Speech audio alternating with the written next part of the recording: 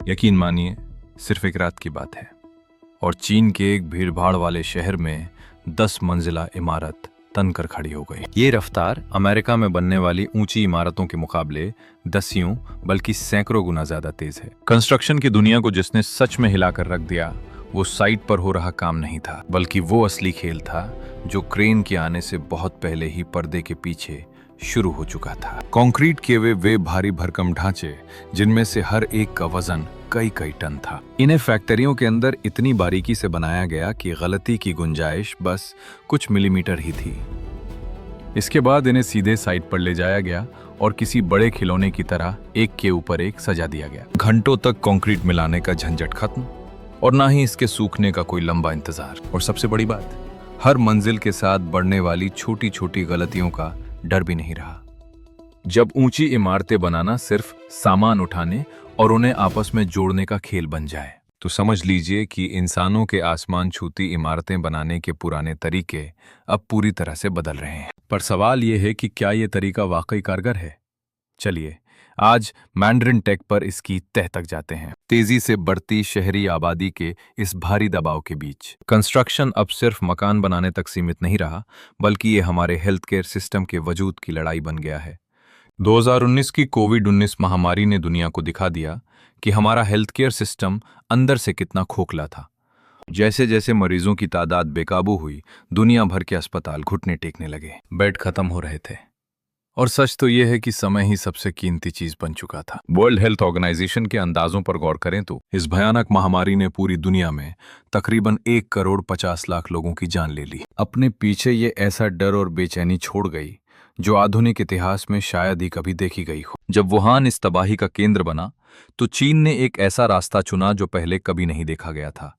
एक बिल्कुल खाली मैदान पर हुओ शेनशान अस्पताल नाम की 2 मंजिला इमारत, जहां 1,000 से भी ज्यादा बेड थे, उसे तैयार करके काम पर लगा दिया गया। यकीन मानिए, ये सब महज 10 दिनों में हुआ, जिस पर लगभग 60 से 70 मिलियन डॉलर खर्च हुए। इसके तुरंत बाद लेशेनशान अस्पताल भी मैदान में उतरा, जिसने 2 हफ्तों से कम में 1,600 और बेड तैयार कर दिए। हर मरीज के कमरे को आइसोलेशन के हिसाब से बनाया गया था, जहां बिजली की फिटिंग पहले से ही मौजूद थी। ऑक्सीजन की सप्लाई से लेकर मेडिकल कचरे के निपटान तक सब कुछ शुरू से ही ढांचे का हिस्सा था। आज जब कंस्ट्रक्शन इंडस्ट्री पर काम को सुपरफास्ट रफ्तार से पूरा करने का दबाव बढ़ रहा है, जहां जरा भी चूक की गुंजाइश न हो और बड़े पैमाने पर एक जैसा काम करना हो, ऐसे में ये प्रीकास्ट कंक्रीट ट्विन वॉल्स आधुनिक दौर का एक ऐसा हल बनकर उभरी हैं जिसे नजरअंदाज करना नामुमकिन है। फैक्ट्री के भीतर काम की शुरुआत उन बारीकियों से होती है जो शायद पहली नजर में बहुत मामूली लगें। स्टील के पैलेट्स को रगड़कर साफ किया जाता है और पूरी तरह से चेक किया जाता है कि वे एकदम सपाट हैं या नहीं। फिर उन पर खास तेल की परत चढ़ाई जाती है ताकि दीवार के हर पैनल को एक सटीक फिनिश मिल सके। इसके बाद पैनल के नक्शे के हिसाब से मैग्नेटिक सांचों को बिल्कुल सही जगह पर फिट किया जाता है। यही सांचे तय करते हैं कि दीवार के कोने कहाँ होंगे और खिड़की दरवाजों के लिए जगह कहाँ छूटेगी। इससे ये पक्का हो जाता है कि ढलाई के दौरान कंक्रीट कहीं से भी बाहर न बहे। एक बार जब सांचे जम जाते हैं, तो लोहे का जाल बिछाने से पहले बीच में स्पेसर्स लगा दिए जाते हैं। अब स्टील की छड़ों को काटकर और मोड़कर सीधे उसी पैलेट पर अपनी जगह पर सेट किया जाता है। इसमें हर छड़ के बीच की दूरी और उसकी ऊंचाई का पूरा ख्याल रखा जाता है। ये लोहे का ढांचा ही कंक्रीट की पहली परत की असली जान यानी उसका कंकाल होता है। इसके बाद C40 ग्रेड वाला कंक्रीट मशीनों के जरिए चारों तरफ बराबर फैला दिया जाता है। फिर कंप्यूटर से चलने वाली वाइब्रेशन टेबल्स कंक्रीट को इस तरह बैठा देती हैं कि हवा का एक बुलबुला भी न बचे। कंक्रीट की इस पहली परत को लादे हुए पैलेट को अब आगे रवाना किया जाता है। इसे एक गर्म चैम्बर में करीब 12 से 24 घंटों तक रखा जाता है ताकि कंक्रीट को अपनी पहली मजबूती मिल सके। और इसके बाद अगले दौर में कंक्रीट की 2 परतों को आपस में जोड़ने का जिम्मा इन जालीदार लैटिस गर्डर का होता है, जबकि स्पेसिंग एलिमेंट्स दीवार की मोटाई को बिल्कुल सटीक बनाए रखते हैं। दूसरी कंक्रीट की परत को भी ठीक उसी तरह ढाला जाता है जैसे पहली वाली को तैयार किया गया था। जब कंक्रीट अभी गीला ही होता है, तो पहली परत को सावधानी से उठाकर घुमाया जाता है और बड़ी ही फुर्ती के साथ सही जगह पर टिका दिया जाता है। इसे सीधा दूसरी परत के ऊपर रखा जाता है, जिससे एक मजबूत ट्विन वॉल यूनिट तैयार हो जाती है। तैयार होने के बाद इस हिस्से की क्यूरिंग की जाती है जब तक कि ये अपनी पूरी फौलादी ताकत हासिल ना कर ले। इसके बाद ये भारी भरकम हिस्सा फैक्ट्री से निकलकर सीधे कंस्ट्रक्शन साइट पर लगने के लिए तैयार है। लेकिन इन प्री फैब्रिकेटेड इमारतों को मजबूती से खड़ा रखने के लिए ऊपर का सारा भारी बोझ सही तरीके से नीचे ट्रांसफर होना जरूरी है। ये सारा भार बड़ी ही कुशलता के साथ जमीन की गहराई में उतार दिया जाता है। काम की शुरुआत होती है 12 से 24 मीटर लंबे स्टील के सांचे तैयार करने से। इन सांचों को रगड़ कर चमकाया जाता है, उनकी सीध जांची जाती है और फिर उन पर तेल की एक पतली परत चढ़ाई जाती है। यही तेल हर पाइल को एक सटीक और चिकना आकार देने में असली जादू का काम करता है। अब सांचों के भीतर लोहे के मुख्य सरियों और स्टिरप्स को काटकर और मोड़कर उनका ढांचा तैयार किया जाता है। इन्हें जोड़कर स्टील के मजबूत पिंजरे बनाए जाते हैं, जो हाई स्ट्रेंथ स्टील से बने होते हैं। ये खास स्टील जमीन के नीचे पड़ने वाले जबरदस्त दबाव को आसानी से झेलने की ताकत रखता है। एक बार जब ये पिंजरा अपनी सही जगह पर सेट हो जाता है, तो इसमें हाई ग्रेड कंक्रीट डालना शुरू कर दिया जाता है। अक्सर C40 से C60 ग्रेड वाला ये कंक्रीट पूरे सांचे की लंबाई में बिना रुके भरा जाता है। साथ ही वाइब्रेशन सिस्टम चालू रहता है ताकि हवा का कोई भी बुलबुला ना बचे और कंक्रीट एकदम ठोस और एक जैसा बने। इसी वजह से कंक्रीट पूरे पाइल शाफ्ट पर वजन को बराबर बांटने में सक्षम हो पाता है। प्री स्ट्रेस्ड पाइल्स के लिए डिजाइन के नियमों के मुताबिक स्टील की तारों को पहले ही खींचकर तनाव में रखा जाता है। आमतौर पर इन्हें इनकी कुल ताकत के 70 से 75% तक खींचा जाता है। इससे होता यह है कि जमीन में धंसाते समय ये पाइल्स दबाव और मुड़ाव को बेहतर तरीके से झेल पाते हैं। पूरी तरह तैयार होने के बाद इन हिस्सों को भाप वाले क्यूरिंग चेंबर्स में भेज दिया जाता है। वहां करीब 8 से 12 घंटों तक 60 से 80 डिग्री के तापमान में इन्हें पकाया जाता है। जैसे ही सांचे खुलते हैं, कई मीटर लंबे कंक्रीट के खंभे सबके सामने आते हैं। इनके किनारे एकदम साफ और फिनिशिंग इतनी बेदाग होती है कि देखकर हैरानी हो। फैक्ट्री में बने इन बुनियाद के हिस्सों के बाद अब सारा काम कंस्ट्रक्शन साइट पर पहुंच जाता है। अब वो चरण शुरू होता है जहां जमीन की असली परिस्थितियों के हिसाब से नींव ढाली जाती है। ड्रिलिंग वाली जगहों पर एक विशाल टेलीस्कोपिक ड्रिल शाफ्ट को धीरे धीरे जमीन के अंदर उतारा जाता है। इनका व्यास आमतौर पर 600 से 1200 मिलीमीटर के बीच होता है। ड्रिल के मजबूत दांत मिट्टी की कमजोर परतों को चीरते हुए गहराई तक चले जाते हैं। ठीक इसी समय पानी, पॉलीमर या बेंटोनाइट से बना एक खास घोल अंदर पंप किया जाता है। ये घोल लगातार अंदर भेजा जाता है ताकि गड्ढे की दीवारें सहारा पा सकें और वे ढह ना जाएं। गहराई बढ़ने पर यह सहारा बेहद जरूरी हो जाता है।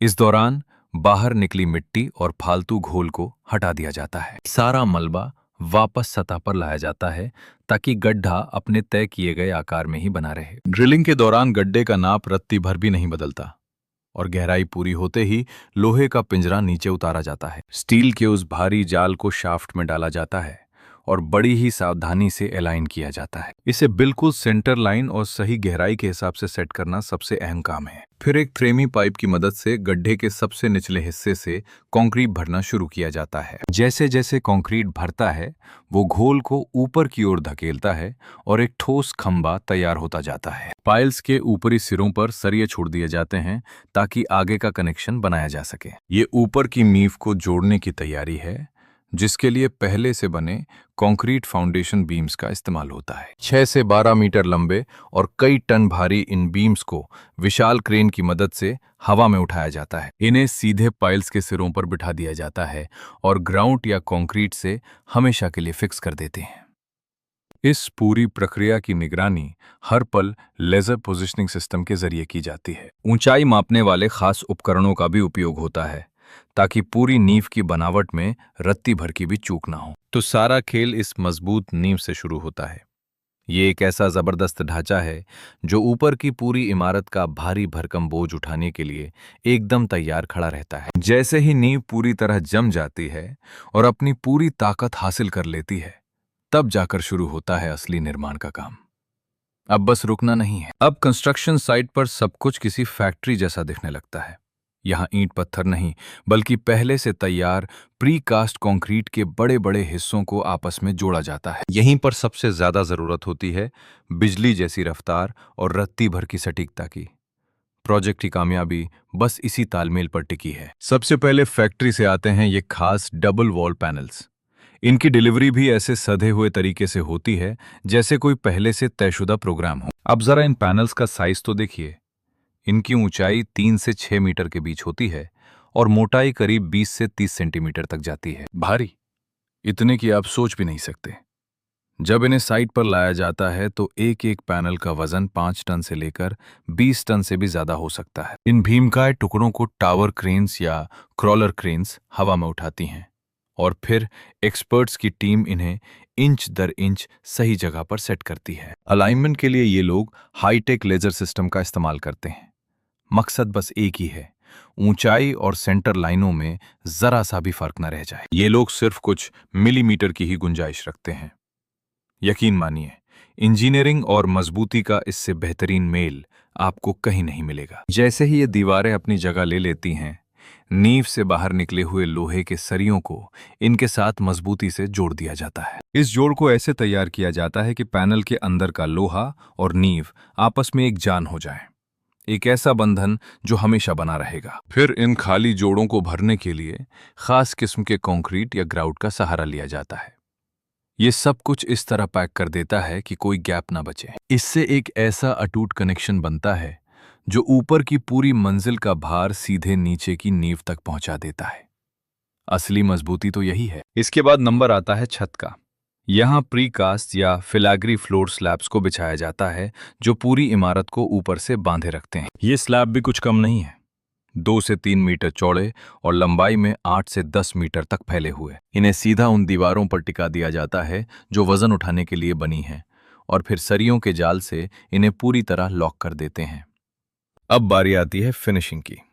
ऊपर से कंक्रीट की एक पतली परत डाली जाती है जिसकी मोटाई करीब 50 से 70 मिलीमीटर होती है। बस फिर क्या, ये परत अलग अलग हिस्सों को जोड़कर एक ठोस और कभी ना खत्म होने वाला फ्लोर बना देती है। यही सिलसिला हर मंजिल के साथ दोहराया जाता है। देखते ही देखते ये ढांचा बड़ी तेजी से आसमान की ओर बढ़ने लगता है। कमाल की बात यह है कि जहां पुराने तरीकों में हफ्तों लग जाते थे, इस तकनीक से एक मंजिल बस कुछ ही दिनों में खड़ी हो जाती है। अब चलिए फैक्ट्री की ओर। यहां कच्चा माल ऑटोमेटेड डोजिंग सिस्टम के जरिए अंदर खींचा जाता है और यहीं से पिसाई का असली काम शुरू होता है। बेल्ट स्केल्स हर वक्त निगरानी रखते हैं। ये लगातार वजन करते हैं और फॉर्मूले के हिसाब से माल की मात्रा को रत्ती रत्ती सेट करते रहते हैं। जैसे ही ये मिक्सचर एकदम सटीक अनुपात में आ जाता है, इसे सीधे ग्राइंडिंग यूनिट यानी पीसने वाली मशीन में भेज दिया जाता है। सच तो ये है कि ये पूरी लाइन का सबसे खर्चीला और थकाने वाला हिस्सा है। यहाँ बिजली की खपत बहुत ज़्यादा होती है, पर यह सबसे ज़रूरी कदम है। यही वो घड़ी है जो तय करती है कि भट्टी में जाने से पहले कच्चे माल की क्वालिटी कितनी ज़बरदस्त होगी। फैक्ट्री में कौन सी मशीन लगी है, उस आधार पर इस माल को या तो वर्टिकल रोलर मिल में डाला जाता है या फिर बॉल मिल में। ये मशीनें नहीं, लोहे के विशालकाय राक्षस हैं। ये दिन रात बिना रुके हजारों टन माल को ठिकाने लगाने का दम रखते हैं। ये उपकरण इतने ताकतवर हैं कि 1 घंटे के भीतर 100 से लेकर 500 टन तक माल को पीस सकते हैं। ग्राइंडिंग चैम्बर के अंदर जो होता है वो वाकई कमाल है।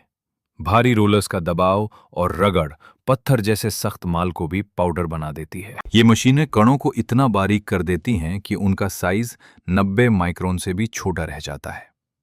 अब इसे आप परफेक्ट रॉ मिल कह सकते हैं। कुछ पुराने कारखानों में आज भी गीली पिसाई का तरीका इस्तेमाल होता है, जहां पानी मिलाकर एक गाढ़ा घोल तैयार किया जाता है।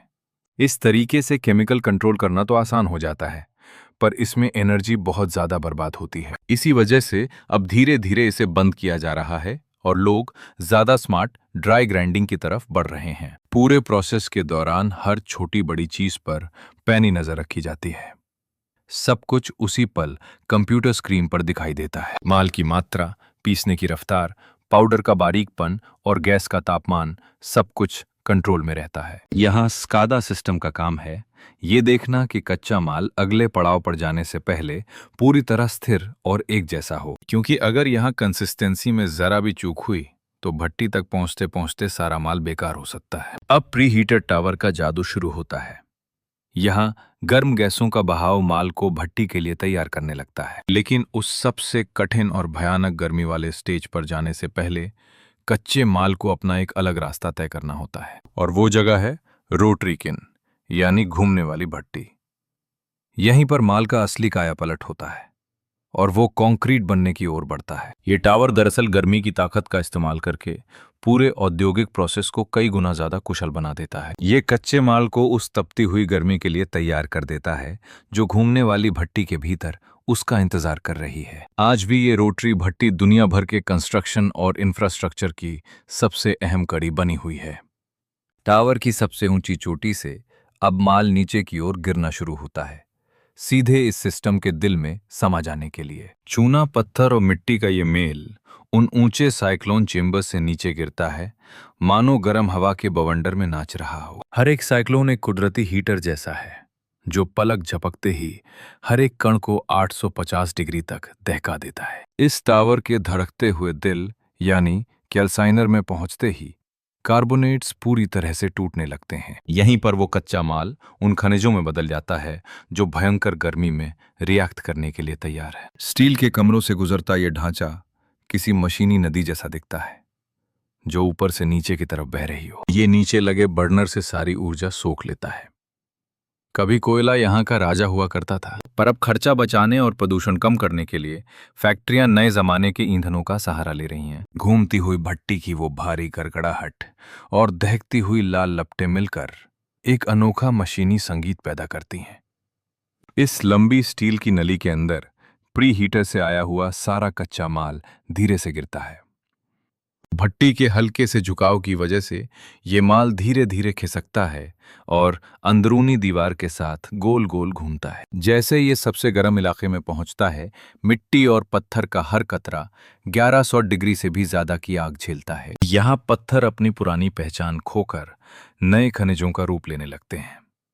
ये बदलाव वाकई हैरान करने वाला है। इतनी गर्मी में कार्बोनेट्स तेजी से बिखरते हैं, कार्बन डाइऑक्साइड बाहर निकलती है और बेहद एक्टिव कैल्शियम ऑक्साइड बनता है। फिर ये कैल्शियम ऑक्साइड दूसरे तत्वों के साथ मिलकर वो जादुई क्लिंकर बनाता है जो सीमेंट की जान है। इसमें एलाइट शुरुआत में मजबूती देता है, तो बेलाइट इसे बरसों बरस पत्थर जैसा टिकाए रखता है। सीमेंट को सही समय पर सेट करने के लिए इसमें एल्यूमिनेट का बनना भी उतना ही जरूरी है। ये पूरी प्रक्रिया का सबसे नाजुक हिस्सा है, जहां तापमान में मामूली सी ऊंच नीच भी सब खेल बिगाड़ सकती है। अगर माल ज्यादा या कम समय तक अंदर रहा तो क्लिंकर खराब हो सकता है।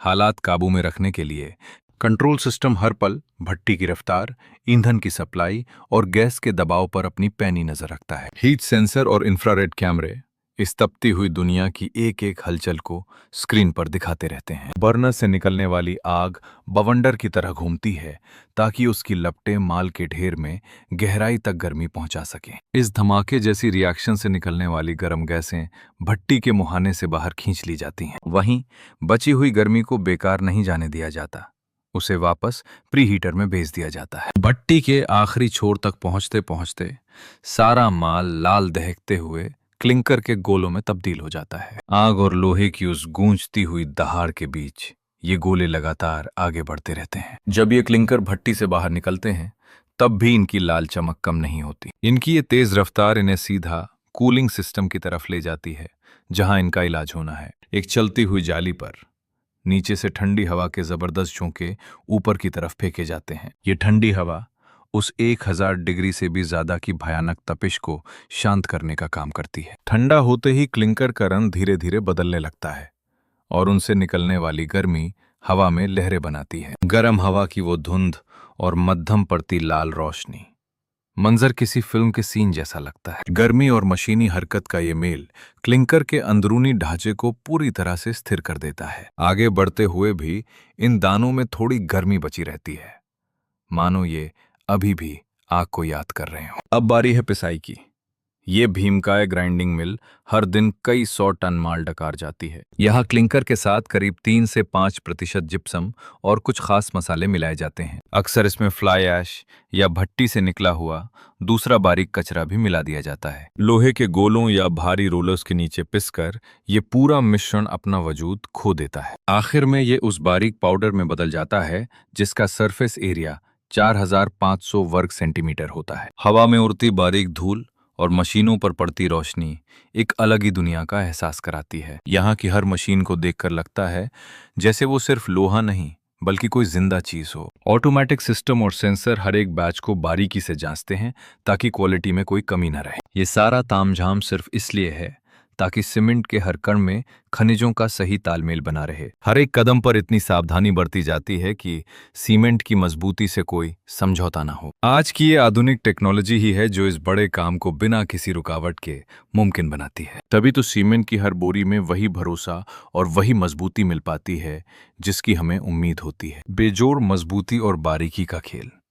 ठोस क्लिंकर जब टूटता है तब जाकर तैयार होती है ऊंचे दर्जे के सीमेंट की वो बुनियाद जिस पर दुनिया खड़ी है। साहिलों से निकलकर ये मखमली सीमेंट पाउडर सीधा पैकिंग एरिया की तरफ बहने लगता है। पूरे प्लान की धड़कन इस बहते हुए मटेरियल की रफ्तार से तय होती है।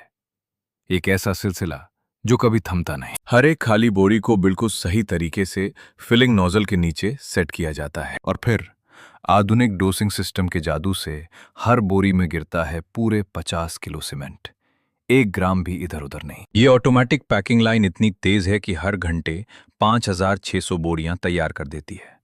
कमाल की फुर्ती है। नज़ारा ऐसा है मानो मशीनें खुद सांस ले रही हों, बिल्कुल सजीव और यांत्रिक। गिरते हुए पाउडर की वो सरसराहट और लोहे की मशीनों पर पड़ती रोशनी एक अलग ही माहौल बना देती है। आजकल के मॉडर्न प्लांट्स में तो इंसान नजर ही नहीं आते। रोबोट सी बोरियों को पकड़ते हैं और उन्हें भरते चले जाते हैं। चाहे गर्मा गर्म हीट सीलिंग हो या फिर मजबूत सिलाई, ये रोबोट्स बोरियों के मुंह को एकदम टाइट बंद कर देते हैं। जब ये बोरियां कन्वेयर बेल्ट पर आगे बढ़ती हैं तो वजन और पैकिंग दोनों ही 100% परफेक्ट होते हैं। चप्पे चप्पे पर सेंसर लगे हैं। अगर किसी बोरी में जरा सी भी कमी दिखी तो उसे तुरंत लाइन से बाहर फेंक दिया जाता है। इसके बाद बारी आती है रोबोटिक बाजुओं की, जो ईंटों जैसी सटीकता के साथ इन बोरियों को पैलेट्स पर सजाते हैं। एक पैलेट पर 40 बोरियां और फिर इन्हें चमचमाती श्रिंक रैप फिल्म से लपेट दिया जाता है। मशीनों की चमक जब बोरियों पर पड़ती है तो इंडस्ट्री का एक खूबसूरत और अनुशासित चेहरा सामने आता है। मशीनें, ऑटोमेशन और बारीकी सब कुछ एक लय में एक ताल पर चलता है। फैक्ट्री से बाहर निकलने से पहले का ये आखिरी और सबसे जरूरी कदम है। फैक्ट्री में बने हाईटेक कलपुर्जों से लेकर साइट पर होने वाली असेंबली तक हर चीज कंट्रोल में होती है। आजकल प्रीकास्ट कंक्रीट की तकनीक ने ऊंची ऊंची इमारतों को बनाने का तरीका ही बदल कर रख दिया है। अब मौसम की मार या कंक्रीट के सूखने का लंबा इंतजार नहीं करना पड़ता। सारा जोर सिर्फ रफ्तार पर है। इंडस्ट्रियल लेवल पर हर काम बिल्कुल सटीक और बार बार उसी फिनिशिंग के साथ किया जाता है। कंस्ट्रक्शन का मतलब अब सिर्फ सीमेंट डालना और इंतजार करना नहीं रह गया, बल्कि अब ये असेंबल करने और कंट्रोल करने का खेल बन चुका है। पूरी दुनिया के इंफ्रास्ट्रक्चर के लिए अब एक बिल्कुल नया अध्याय शुरू हो चुका है। एक ऐसा दौर जहां इमारतें अब किसी मशीन की तरह फैक्ट्री में तैयार की जाती हैं। अगर आप भी दुनिया को बदलने वाली इन अनोखी तकनीकों के बारे में और जानना चाहते हैं तो भाई वीडियो को लाइक करना मत भूलना और हमारे चैनल मैंडरिन टेक को अभी सब्सक्राइब कर लो।